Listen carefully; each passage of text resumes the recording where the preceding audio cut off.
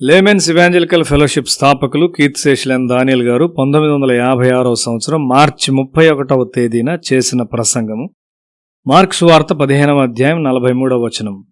కనుక సాయంకాలమైనప్పుడు అరిమతయి యోసేపు తెగించి పిలాతునొద్దకు వెళ్లి యేసు దేహము తనకిమ్మని అడిగెను. అతడు ఘనత వహించిన ఒక సభ్యుడై దేవుని రాజ్యం కొరకు ఎదురుచూచువాడు. యేసు సమాధి వరకు వెంబడించిన కొందరు ప్రజలు అక్కడ ఉన్నారు. ఆయనకు అంతం వరకు ఏమి జరిగిందో చూసి ఆధిక్యతను వారు కలిగి ఉన్నారు. వారు మగ్దలేని మరియయు, చిన్న యాకోబు, యోసే అను వారి తల్లి అయిన మరియయు, సలోమియు అనువారు. వారు యేసును ప్రేమించి ఆయన పట్ల భక్తి కలిగి ఉన్నారు. యేసు తల్లి ఆ సమయమునకు అచ్చటి నుండి తీసుకుని పోబడిందని నేను తలస్తూ ఉన్నాను. కుమారుని రాకడ దూతల ద్వారా ప్రకటించబడుట, తన ఆశ్చర్యకరమైన కుమారుడు ఒక నేరస్తుని వలె మరణమొందట చూచుటకు ఆమెకెంతో భారమైందిగా ఉన్నది. పిలాతు యొద్దకు వెళ్లి యేసు శరీరం అడుగుటకు అరిమతయి యోసేపు ధైర్యం తెచ్చుకున్నాడు. యేసు రక్తమును గూర్చి అతడు స్పష్టత కలిగి ఉన్నాడు. సమాజ మందిర పెద్దల తీర్మానంతో అతడు ఏకీభవించలేదు. ఆ దినాన యోసేపు చేసిన దాన్ని చాలా కొద్దిమంది చేసి ఉండేవారు. యేసు చాలా త్వరితముగా చనిపోవట పిలాతును ఆశ్చర్యపరిచింది. సిలువ యొద్ద కాపలా ఉంచబడిన శతాధిపతి అరిమతయి యోసేపునకు దేహాన్ని ఇచ్చాడు. యోసేపు నారబట్ట కొని తెచ్చాడు. అది చాలా ఖరీదైంది కావచ్చు. శరీరం చెడిపోకుండా కాపాడుటకై నికోదేము కూడా 100 పౌండ్ల విలువైన సుగంధ ద్రవ్యములు తెచ్చాడు. వారు ఎంత గొప్ప సేవ చేయుచున్నారో వారిద్దరికీ తెలియదు. అది వారి చీకటి ఘడియ. ఇంతవరకు వారికి వెలుగునిచ్చిన సూర్యుడు అదృశ్యమై అకస్మాత్తుగా చీకటి కమ్మెను. వారి చీకటి ఘడియలో యేసు పట్ల వారి బాధ్యతను వారు మరిచి ఉండలేదు. దేవుని వైపు చూచు అలవాటే విశ్వాసం. గ్రహింపలేని స్థితి నుండి మరియు పాపములన్నిటి నుండి విడుదల చేయబడినప్పుడు మనం ఎల్లప్పుడూ నిరీక్షణతో ఆలోచించు స్థలమునకు చేరుకుంటాము. ఇది క్రైస్తవులకు మాత్రమే సాధ్యము. ఈ అత్యంత చీకటి గడియలో వారిని బలపరచు నిరీక్షణను యోసేపు మరియు ఈ స్త్రీలు కలిగి ఉన్నారు. శిష్యులకు కూడా అది అత్యంత చీకటి గడియ. వారంతా ఒక గదిలో కూర్చుని ఉన్నారు. వారి ఆశలు ముక్కలు చేయబడినవి. వారు దాన్ని ఎలా సహించారో అనేది ఒక అద్భుతం. యేసును ఎరిగిన వారు వారి జీవితాల్లో అత్యంత చీకటి గడియల్లో నిరీక్షణతో నిలబడి శక్తిని పెంపొందించుకుంటారు. యేసును ఎరుగుట మరియు మన జీవితాలకు ప్రభువుగా ఆయన ఎరుగుట శ్రేష్టమైన విషయము. మరణం ఓడించబడింది. ఈ లోకంలో నుండి చిట్ట చివరిగా దేవుడు తొలగించువేయినది మరణమే. మరణం ఎల్లప్పుడూ ఇక్కడ ఉండునని తలంచవద్దు. యేసు యొక్క 1000 సంవత్సర పరిపాలనలో మరణం ఉండదు. మరణము పాపము జయించబడ్డాయి. మరణము పాపము తన జీవితంలో జయించబడినవని ఒక క్రైస్తవుడు తప్పక నమ్మాలి.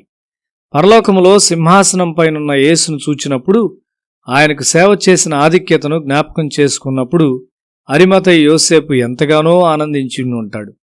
నీ జీవితాంతములో మరి దేనియందునూ ఆనందించవు గాని చీకటి ఘడియలో యోసేపు వలె యేసునకు నీవు చేసిన సేవలు ఆనందిస్తావు. అందరికీ తెలిసిన వానిగా ఆయన గుర్తించబడి ఆయన కీర్తి చుట్టూ వ్యాపించినప్పుడు ప్రజలు యేసును విందుకు ఆహ్వానించారు.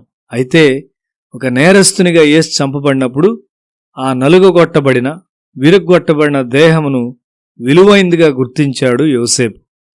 భూస్థాపన సమయంలో రాజులు, ప్రఖ్యాతిగాంచిన యోధులు గొప్ప గౌరవాన్ని పొందుతారు.